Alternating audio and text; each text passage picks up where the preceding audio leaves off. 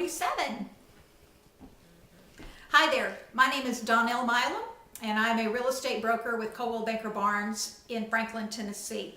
And I'm here today to share with you my house hunting experience with Adam and Nikki Silverman and with Nikki's parents, Karen and Carl Wolf.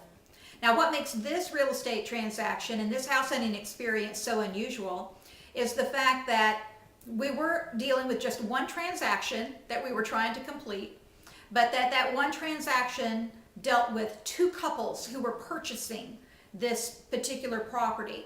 And so there were four opinions on the property. It took 3 years to consummate the deal, and we went through 4 homes that we could not get to stick. We could not get the contracts to stick for various reasons, but bottom line, it's because things began to shift and move according to likes and dislikes, wants and needs, and some additional drama with repairs and other issues along the way. But it was a very challenging, but now that I'm at the end, rewarding experience working with Adam, Nikki, and Karen and Carl.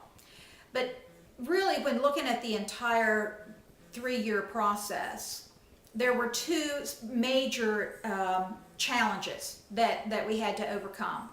And the first challenge was literally trying to get 4 people in one place at one time. Now, Carl and Karen were living in California on the West Coast at this time, and Nikki and Adam, of course, were in Nashville, and they were wanting to move to Franklin, Tennessee, which is just south, about 10 miles south of Nashville. And so, of course, Carl and Karen could not just jump on a plane every time Nikki and Adam wanted to view a home, and they were very serious about purchasing. This is not something that they intended to wait or even intended to take as long as it has to come to completion. So Nikki and I would go out, Adam and I would go out, Nikki and Adam and I would go out. Adam would be streaming video to Karen in California and talking to her while we're on the property and describing. But of course, the problem with that is that anyone who is just getting a video trail of a property is only getting what is in the camera's eye, and they're not able to discern, what the broader scope of the property looks like. What the surrounding properties are like, what the location is like, and any qualities that are not just zeroed in right there with the camera's eye. And so that made it a little more difficult. A lot of time was spent with photographs and videos and discussions and disclosures, and a lot of inspectors would come and take a look at properties just because of the distance challenge between these 2 families.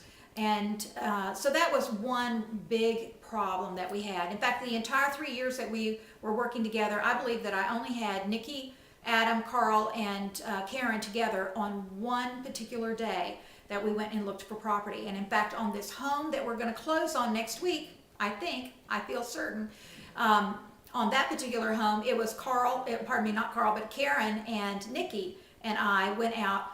Adam was on tour. He's a drummer for an up-and-coming country music star, and he was out of state and on tour. And we ended up faxing him documents and everything that night. But he actually purchased the property sight unseen. He only saw what was on the MLS and a few pictures that Nikki was taking at that time. But not getting everybody together or not having the ability to get everybody together was definitely a challenge in this entire process.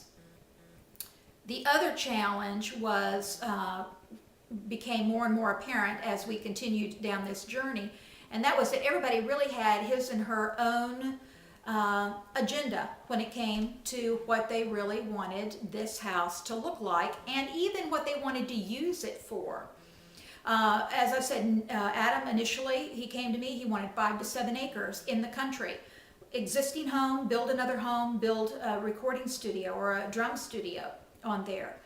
Nikki, it became clear after some time, really preferred to be closer to town.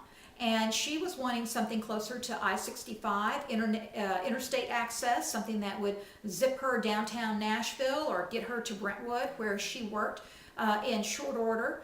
And also, she wanted to be near Cool Springs, and I think secretly she really wanted to be near a Starbucks too, because she just is a real big Starbucks fan. So, and Whole Foods. So I think those were the important things to Nikki. And for Carl and Karen, they both came from an experienced homeowner perspective, and they had owned many homes, and they had rehabbed homes and built homes. And so they were looking for something that they could completely rehab. Something, in fact, at one point we actually purchased a distressed home because their idea was, let's get a distressed home here and let's gut it out, fix it up, and we'll flip it, and then we'll sell it, and then we can go out and buy that 5 to 7 acres of land, Adam, that you were wanting. So we actually had a contract on the 5 to 7 acres of land. We had a contract on something closer to I-65, and we had a contract on a fixer-upper, and not any of those actually would stick because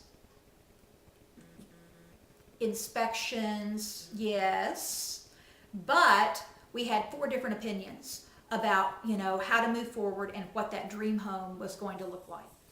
I will say that in this particular situation, it was like having 4 cooks in the kitchen, and all were executive chefs. There was not one sous chef among them.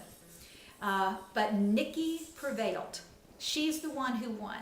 And Adam is going to convert the garage into his drum studio, and Carl and Karen, instead of building a separate house, they're going to add on a in-law suite to this house. And so I'm thinking that this is going to be the right house.